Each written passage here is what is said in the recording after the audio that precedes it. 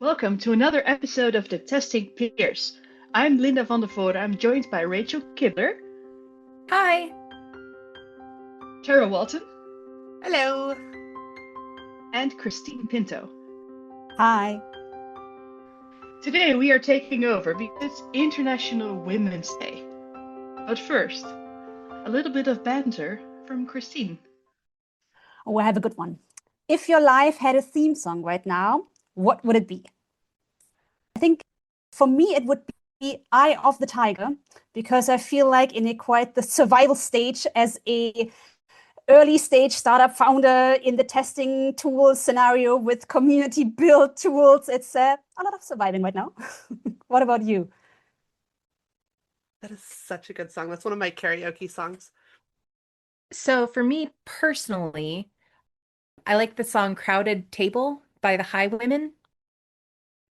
The chorus goes, I want a house with a crowded table with a place by the fire for everyone.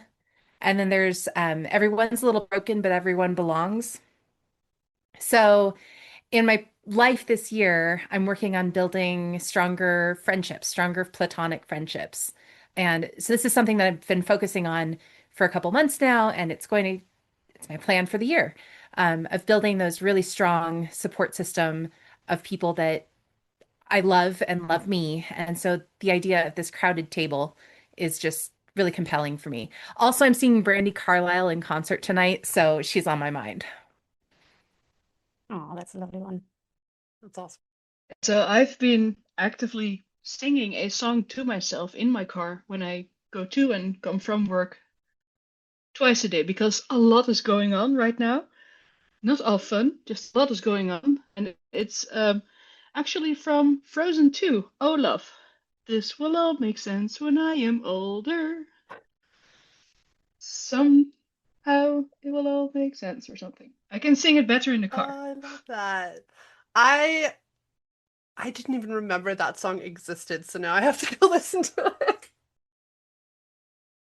I'm a little stuck because I've been really energized here lately, wrapping several projects. So part of me is kind of leaning towards old school, the beat goes on. Because it just feels like it's just constantly moving. Um, but in a little bit more of a modern twist, it's also a little like Maniac by Stray Kids. Well, that's a combo. It's a combo. Yeah. We'll see how it shakes out when all the projects are done, I guess. Will they ever be done? Is the question. Well, there's deadlines. I'm hoping that means there's at least some breathing point. Well, I know today we all came together because we wanted to try to tackle a little bit about what it's like to be women in STEM, in tech, and in the testing sphere. I think there's probably a lot of overlap for all of us, but we come from all over the world. So maybe not as much. That's a good question. I think what Germany has, and I'm not sure if that other countries as well, at least I heard it quite echoing a lot in other women in Germany as well, is that I here always have to still prove myself as a woman being in tech. I still get confronted now, even as a startup founder, on all conversations are you are doing the tech side, not your male co-founder, basically. And also in software testing, it's the same thing. And I heard this echoing quite a lot in other women in Germany as well. But when I started, oh God, now over 10 years ago, not working with German clients anymore, with other clients around the world, I never had that feeling. Like I never were that like confronted now so much like how I have it now back in Germany doing a startup here in this culture. It's I don't know how your cultures are, but the German culture is still quite a lot seeing women being not in tech, I would say, which is very sad. I've never been sure if it's that I'm a woman or that I'm a tester, that I feel the need to prove myself. I combination of both, maybe. But working with a lot of male developers, especially, it seems like I've had to prove myself to get my bugs taken seriously with some of them. Just many of my developers are absolutely delightful, but there have been a couple of challenges that I've had to be taken seriously. Like, no, I actually know what I'm talking about. Why don't you just believe me? we've talked for years about conflict between dev and test, and that's kind of a natural tension. And I'm not sure how much my gender has played into that as well. I feel like the way we communicate as women and the way we are perceived by men in the tech world does, in fact, change how they look at men. Because if a man gets angry, they are perceived as strong and they have a strong opinion. But when I get angry, I'm hysterical. And I should calm down. And someone actually asked me at some point, are you on your monthly? They did Well, No. not something I'm going to answer. But What? it used to hit me worse when I was still early on in my career. I started testing by going into a traineeship with a guy. We were the only two in the whole class. And for the first 2 years of our career, we were sent to the same assignments. This was not intended, but it happened.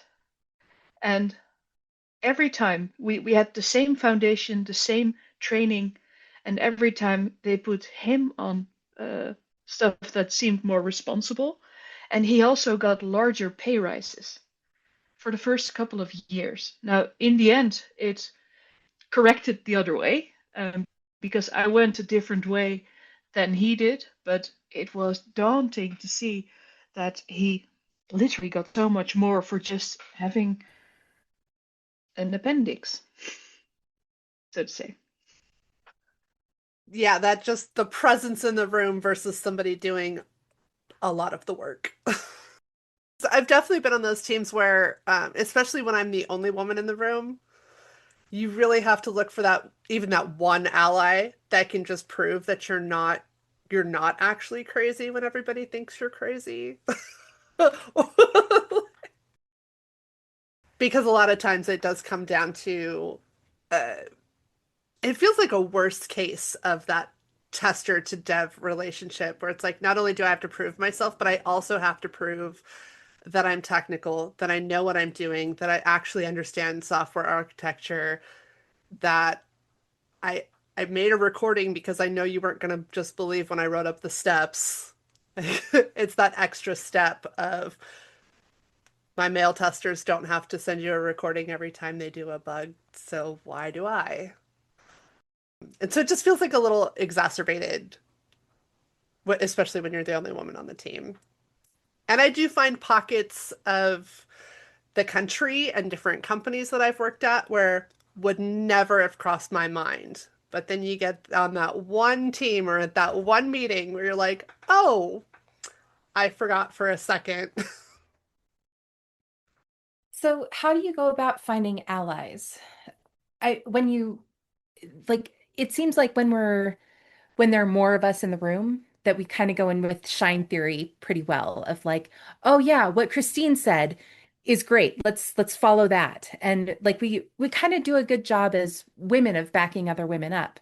So when you are the only woman in the room, how do you go about finding those people who will back you up and you can support each other? I go to the CTO because I believe, especially also comes from top to bottom, especially when you have a lot of male colleagues. And I had exactly the situation that my CTO was kind of bro-ish also a little bit with the developer. And he said something, and I don't think he meant it in the way that it's against women, but he said something against testing and basically all the stuff I was doing. So what I did after the meeting, I pulled him aside and explained it to him that it's already not so easy for me to be the only QA on this team. We have a huge project and he has to stand behind me as well. Otherwise, they will not take quality seriously. And then you have the problem in the end that the stakeholder customer won't be happy. So, and it worked. It worked influencing him and also explaining him a little bit more that he cannot just do these, I forgot what he said, but like the jokey stuff. Right? Men also sometimes don't realize that yes, they joke with each other, but maybe I don't understand the joke, or maybe, but it's also not nice. Eh? It's also not the best way when it's then also, especially also goes to gender as well. And it worked. I talk to him and I do this in other teams as well. If I feel that there is, and I think most of the times my problem was more that I came into a team which had matured already, which had difficulties in other projects before and other companies before, and then you come in as the only tester, maybe then also as the only woman in the team, and I had that also quite often. So you basically have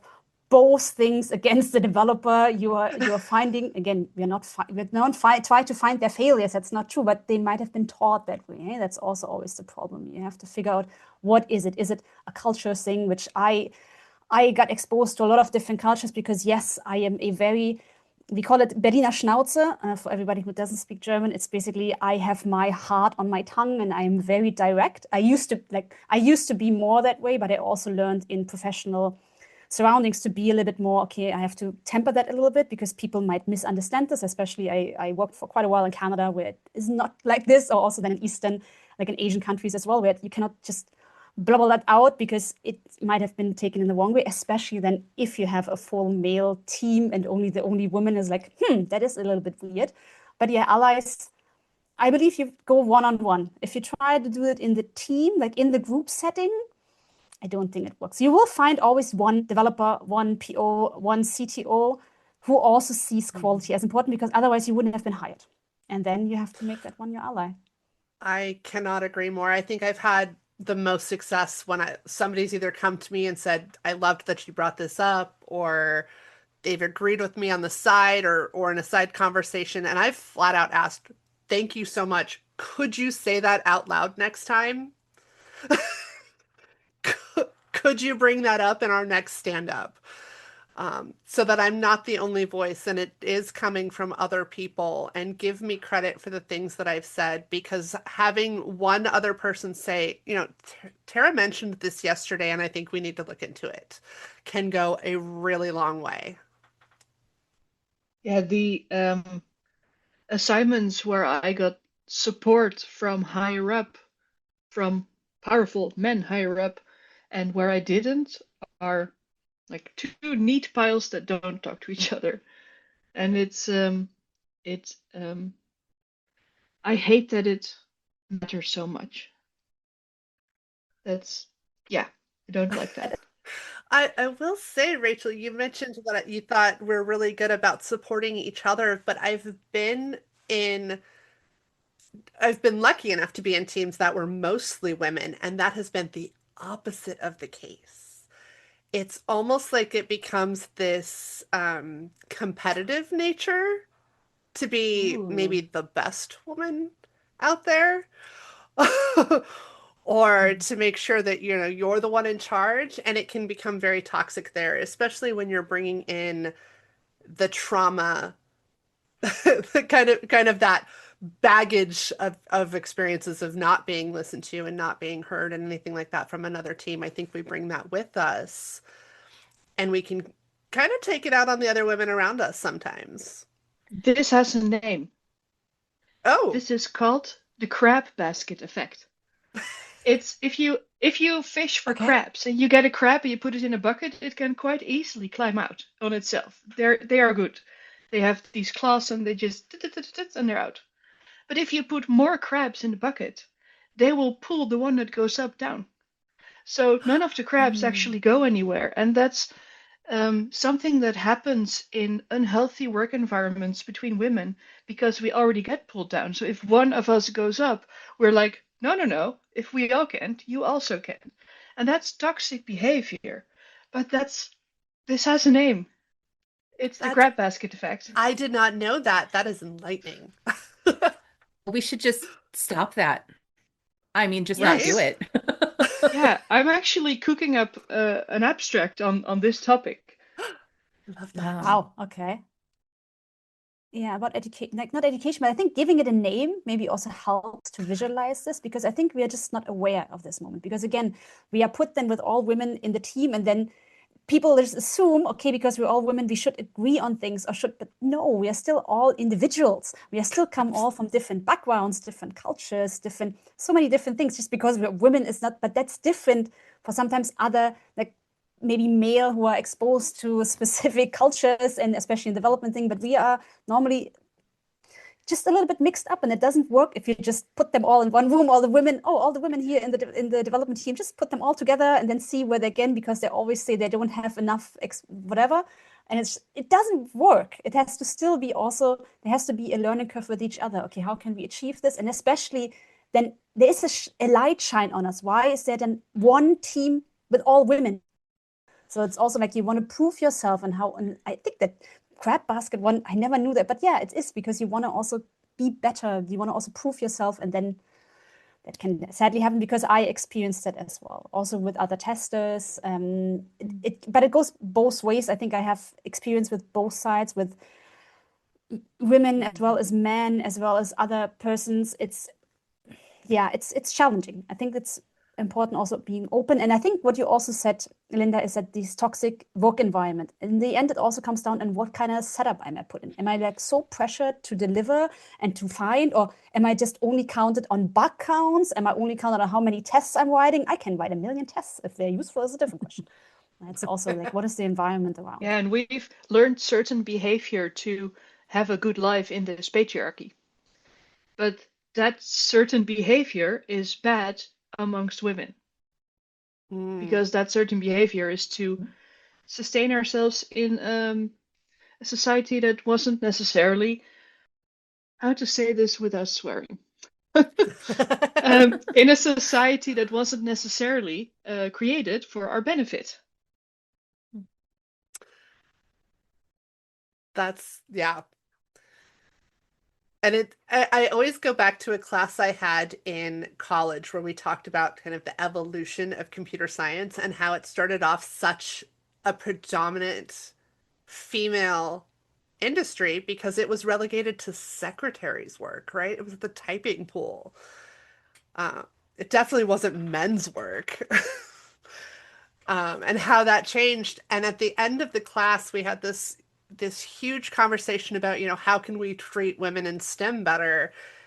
And the consensus that we came to, and I'd love to hear your thoughts, was that stop treating us like women in STEM and start treating us like peers. We're not special. We're exactly like you. I just happen to have a different exterior. I don't need special treatment. I just need to be a part of the team. So I think, yes, not needing special treatment, but also there are some things that we're socialized to do differently. And that gives us unique strengths and unique challenges in the workplace. But when we're talking about wanting a diverse team, it's not just diversity of thought, it's also diversity of how we were socialized. And a lot of that comes down to gender and race and cultural background, because we're all socialized differently. We're all brought up differently depending on what we look like, which is ridiculous. But so yes, not needing special treatment, being a part of the team, but appreciating the unique perspectives that we can bring that also are not like standardized across the board, like Christine was talking about. We're not uniform. One woman is not interchangeable for another woman. But there are some common themes that we can bring of more empathy for users, more advocacy for users, and taking on more of the glue work in our teams, which I do want to talk. I want to come back to that, but sorry, I'm dominating the conversation. Not at all. I think the glue work is definitely one of those topics that I get a little, I'll just do it because it's easier that way, but also I'm going to be mad about the fact that I'm doing it. And I think it adds to that whole like, Tara's always grumpy, or Tara never wants to play nice with everybody else. And it's like, well, yeah, because Tara's done the only notes for the last 6 months. Thanks. And it adds to that cliche that we all kind of live with. How do you prevent becoming the team secretary when you're the only woman? For a while, I did all of my notes in really crappy cursive that nobody could read. That's a good one as well. Yeah, I also just called it out. I was like, no, I'm not doing that again. And also my notes are terrible. It's like, you can do it as well. It's not like just because who says? I think I start in teams literally. I was like, yeah, I'm not doing the notes. Forget it. It's like, you want notes? making notes. No. It's like and I show my handwriting, which I think was always bad, but then in that point, even worse. I was like, no chance. In a former life, I was a lawyer, and my first law job was defending companies that made products containing asbestos, which, yeah. Anyway, I went to a conference. So I'm the only woman from my firm being sent to this conference, and I'm the newest member of the newest attorney at the firm. And so they were like, "Well, Rachel, you're going to take all of the notes." And I was like, "Oh, oh no. Oh no. We are dividing and conquering. I will take notes for this session and this session. You will take notes for these two sessions, and this other person will take notes for these two sessions because it's not going to be all on me." They were like, "But you're the newest one." I was like, "I don't care. We're not doing it that way." Um, so just by being a brat, I was able to get out of that. Yeah, you sometimes have to call it out, eh? Absolutely. And I think sometimes doing that for other people too. Like, I don't care if it's just the newest person on the team. Nobody should be the sole responsibility for something, right? Agreed. Right. Male, female, the youngest kid who's 18 and just started, it does not matter to me. So being able to advocate for anyone helps people turn around and advocate for you too. It's that like lead by example. I was once stuck in a team with only men for some time, and at some point someone got sick, and a card needed to be sent, and they came to me and said, "Hey, do you want to arrange the card?" And I said, "Absolutely not." And why me? And then the guy who asked me, he did it one on one, which was nice. He said, I don't really know what to do. So we went over the different steps together. Like, okay, so you there's a store across the street. You go there, you buy a card that you think is nice with "Get Well Soon" on it, big enough so that we can all write something on it, not too big because it has to fit in the mail slot. Find out the address from HR if they're willing to give it. Then come to us, we'll sign the card, and then you can post it. Then he was like, "Oh, that's not so hard." No. Yay, I love that. I do think that a lot of times we talk in my family about weaponized incompetence, but I think sometimes it's just Yes. imposter syndrome too. They've never been asked to do it, so oh my gosh, I'm gonna screw it up. And it's like, no, no, it's easy. You got this. I was I instead of weaponized incompetence, I've been calling it learned helplessness. Oh, With And I actually had a conversation with my husband, not that he's about other people in our lives who may have some learned helplessness of, "Oh, I just messed this up, so why don't you do it?" And like he and I tease each other mercilessly about the way that we each load the dishwasher, but we each load the dishwasher. Like the dishes get done. It's not one person's responsibility. We just are like, well, obviously he did the dishes because they're not perfectly sanitized or whatever. But yeah. I always like to remind people that I'm working with, regardless of whatever labels they choose, when they pull those moments, it's like, we don't perform heart surgery here. Nobody here is dying on the table. Life will continue on. It's software. There's going to be an iteration two. It's fine.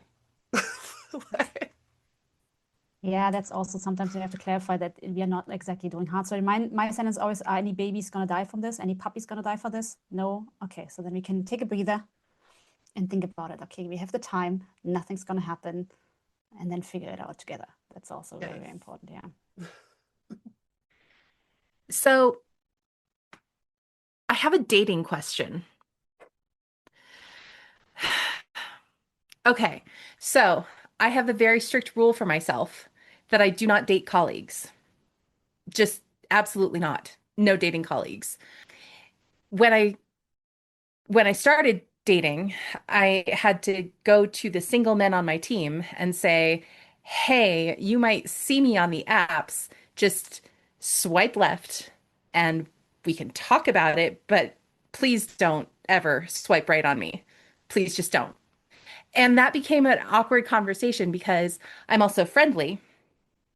And so men just think that I'm hitting on them, regardless of my actual intent, which again, I don't date colleagues, and I wish they'd stop thinking that I am interested in them. Has anyone else had experienced that? Yes. Oh, absolutely. Yeah, it's like how can it's like I'm just friendly, nothing else, and I'm not even with the dating app. It was just friendly, and it's like how can you seduce me? It's like what? I'm just a friendly person, and I'm just nice, and like you were also like excluded from a lot of things, and yeah, that happened to me as well, early on in my career. I don't think in the last like when I started my 30s or maybe but in my 20s because I also started very early on. Yeah. Yeah, I tend to talk with my hands a lot, and if I'm talking to you, I might get an arm or something. It might happen. That is within consensual bounds, of course. But a couple of times people have been forcefully bringing their partner into the conversation right after that happened. Like, no, but my partner and I, oh, calm down. We're not going to get married. I was talking to you. I told you a story. This is fine. Yeah. But also, like, if I wanted to hit on someone, I don't know how to flirt. I don't know what it looks like. I think there's a lot of misconceptions, and part of that is that whole, we're socialized different than a lot of men are, or even a lot of non-female identifying of any variety, right? Because there are certain expectations that come when you are very femme presenting that if you're nice, you must be interested. And if you put on your makeup today, you must be going somewhere special. And all of those things. I used to love to freak out one of my bosses because I would get my full face of makeup, my hair done, and dress like I was going to an interview just because I liked to watch him panic that he thought I was leaving the company. Like it was hilarious to me. And I would remind him that all the time that sometimes you just need to feel like a human being and put on war paint. Like it's fine. Yeah, I get that as well, especially like clothes. Like early on in my career, also got very, because I still was young. Like I said, I started with 17, 18. I was still young, also trying to figure out what to wear. And I got also some weird comments. So I started to, I think a lot of women do this in the early on, like started to wear less feminine clothes as well. I was just like so sad. And also only in my like mid 20s, when I also reached specific levels of my career, was like, screw this. It's like, I also want to feel what I want now. If you ever see me on stage, I wear a very, like I wear my red suit because I love this suit. It expresses myself. It's so much, and I have my blue hat, but that's me. My clothes basically scream myself out because I'm loud and I'm there. But I didn't used to like. I was still like this, but I didn't express myself that way, and it all needed to change. And I did that, and I'm glad. But it took a lot because my working environment was not supportive for that. I did the same thing. I dyed my hair 5 years ago to purple right before everything shut down with the pandemic, and it's been purple ever since. But I started wearing the tiaras as a joke. And somehow it just kind of became this like, I don't know, it's almost like a security blanket. It's this persona that I put on when I'm talking in front of people and I need to feel super confident. And I know that I've got this shocking purple hair and a tiara on, and who's going to argue with that? So, like, it's just a kick of confidence that makes me feel like I'm ready. But I do get people that look at me like, why is she wearing a tiara? Is the purple hair not enough of an eye catcher? No, it's not. More How many No, more tiaras do you purple. have? It's a superhero. Oh God, like 18 tiaras? Oh, Oh, wow. wow. 19? Yeah, I have a few. I have a collection. Wow, that's cool. I'll bring them and we will play with tiaras. That'll be great. Life goals. This is life goals. I need more tiaras. I I think every person out there should have one thing that they could put on, whether it's your favorite eyeliner, a tiara, a blazer, something that just makes you feel like you could take over the world. Confidence booster. I definitely agree. And that's what these accessories or these clothes are there to also give us what we know is there. Might not feel that way. Hey, if it's a bad day or something or bloody weird joke, put it on, and it helps.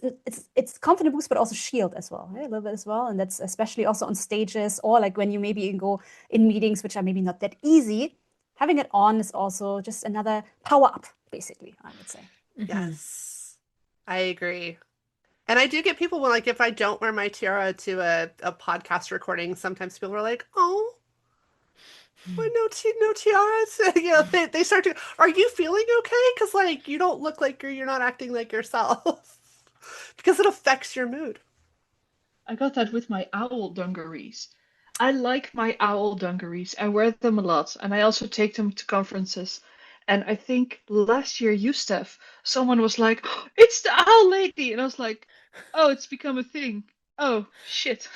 Isn't it crazy how you get associated with that one thing? And it's like, guys, I'm also like really awesome at API testing, but if you want you want to point me out because of my tiara, I'm happy to rope you into the conversation either way. It's easier to remember, hey? That's the same. I'm the lady in red. That's Yes. I was called out in what was it, a test bash, I think 2 years ago now, and it stayed in that community definitely, and everywhere else as well. And it stayed literally other people when I'm in events. Other people come to me and tell me, "Yeah, my friend told me just find that woman in a red suit and talk to her. Are you that?" It's like, yeah, I'm pretty sure. With having this identity of, the red suit, the owl dungarees, the tiaras, how much of your personal life do you bring to work? And does that change depending on, like, how much of your identity do you actually show at work? And does that change depending on who's on your team? Like, if you're the only woman on your team, or if you're one of many women on your team, does that balance shift things? For me, I'm just unapologetically myself. And I was also talking with my husband about this. His team is entirely men, and they don't talk about their personal lives at all. And he's like, I'd be annoyed if we did. It's like, oh, well, I force my team to talk about their personal lives because I talk about mine and then ask them about theirs. How about your experiences? I I do too. I mean, I feel like I'm pretty transparent, but I I would like to think as I've gotten older, because it's not always been the case. I'd like to think that as I've gotten older, I've also learned how to tamper that down to be a little bit more appropriate in various situations. Um, I can't say that I'm perfect at it by any stretch of the imagination. Um, but I've definitely found people that have been more accepting of me being the transparent, heart on my sleeve, I'm gonna say what I'm gonna say, um, especially if you've asked for my opinion. Like, if you're gonna ask for my opinion and then be mad that I gave it, that's kind of on you. Uh, and it's taken me a really long time to find the confidence to do that. So now that I have it, I'm really reticent to let it go just to minimize myself and make other people comfortable. I also feel like as a manager, there's a responsibility to being willing to talking about your personal aspects of your life and letting people know that, our personal lives do affect us. We don't live in bubbles. I don't get to drop everything that's bothering me just because it's between the hours of 9 to 5. So having that level of understanding that, you've got stuff going on. You might not be at 100% today, and maybe not tomorrow, and maybe not next week, and that's okay too. Let me know what I can do to help. That's how I've always approached it, but I do know that that makes people uncomfortable occasionally, and they've told me flat out, I need you to back off. That's okay too. Yeah, it's challenging to answer because my work became my life. So I am a startup founder and my co-founder is my husband. So yes, I do live everything out.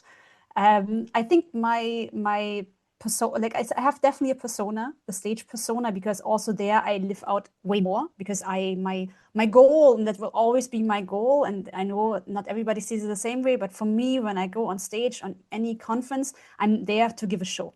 Because if we're very honest, most of the stuff I'm presenting, you can get somewhere online. Yes, not my personal experience, but some of the stuff you can get online. For me, is that you get away with lots of my energy I give you, and also lots of just having a good time, listening to some insights, so I'm definitely on stage like 150%, I would say.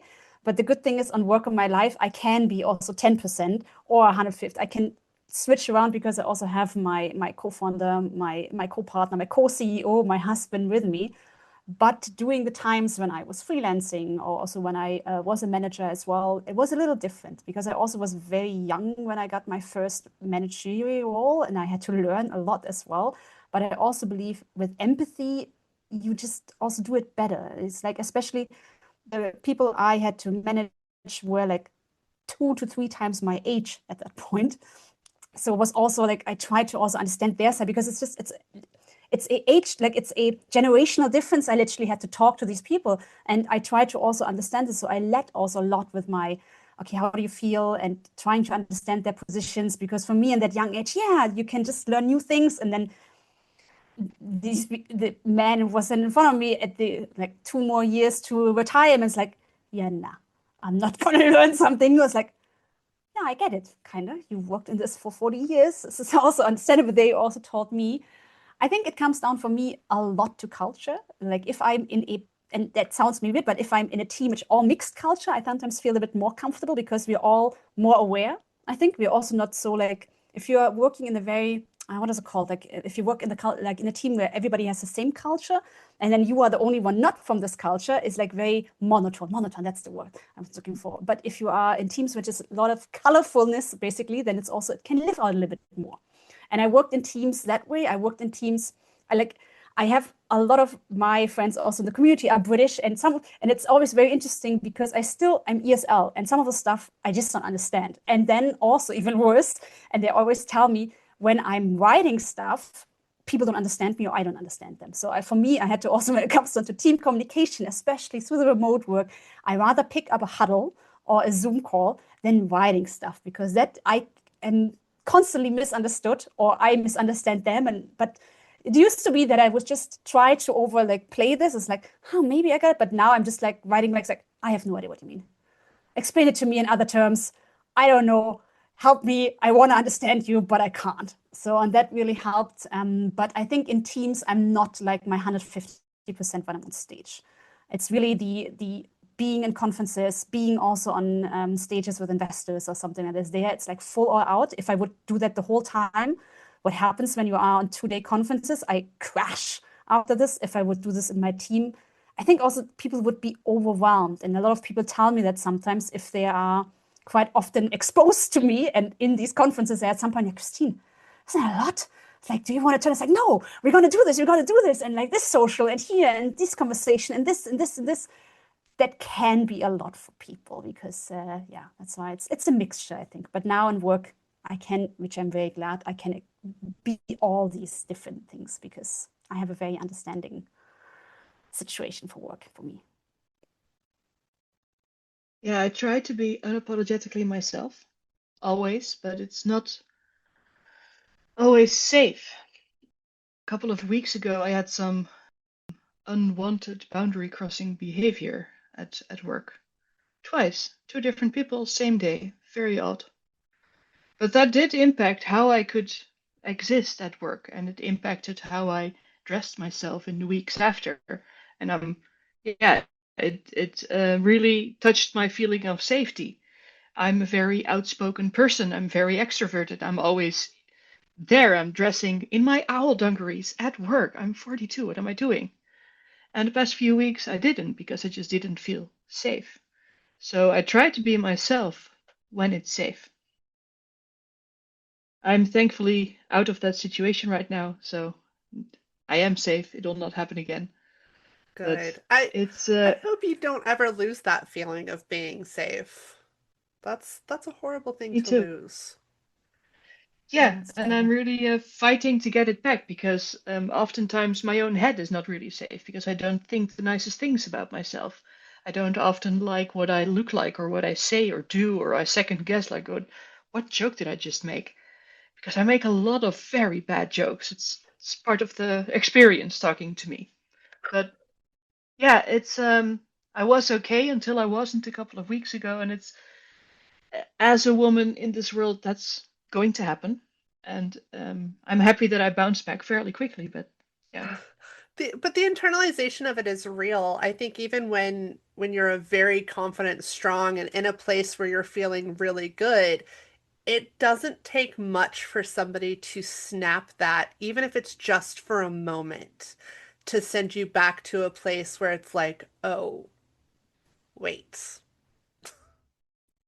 I think that's why it's so important to have supportive networks. That's why what you do, Rachel, is so good to like build up these friendships, build up like this intentional network also, that supportive network, because then we have somebody who could just rant about, or like just sometimes you just have to let it out and hear somebody else saying you, yeah, that's F. And it's like, don't listen to this, because we don't sometimes believe ourselves, right? That's so, especially like the safe situation, it's just sometimes just a comment, hey? And we overthinking this and go into our brain. And this is just having then a supportive network, having other people who can listen to our echoes and then see and then tell us, yeah, no, don't listen. A tiara is awesome. Owls are awesome.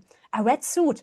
Who cares that people told you, you look like, what was it? A politician or a sales something? I forgot. There was in East Europe. There was like, okay, East European politician, maybe a little bit difficult to swallow. But I didn't care, because I'm not that, but I understand it. These comments can make the framing of you, yeah, it's safe.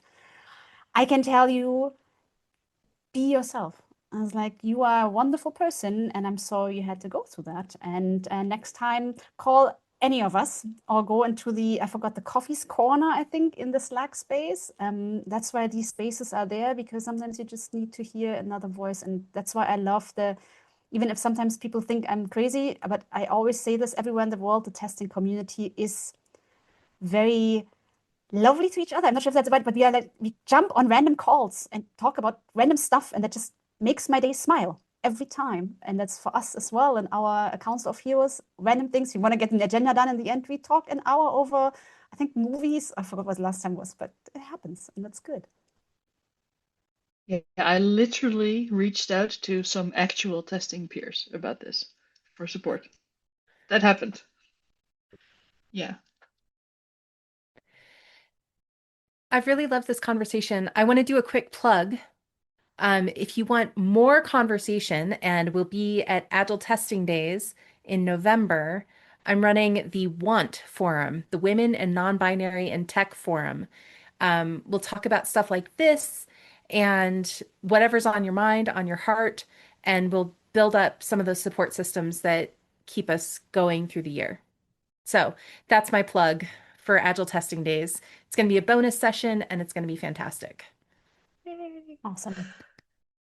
I think we are so lucky being in the testing space and being with the testing peers in particular, that we have a very strong support system for each other, even when maybe your team is not. I've met some of the most amazing people and the most amazing advocates through this group. And being able to go to conferences and go to forums and workshops like this. So if you're one of those women that feels a little isolated out there, I would love to say just come join us, because obviously you're not alone. Do it. Join us. Join us.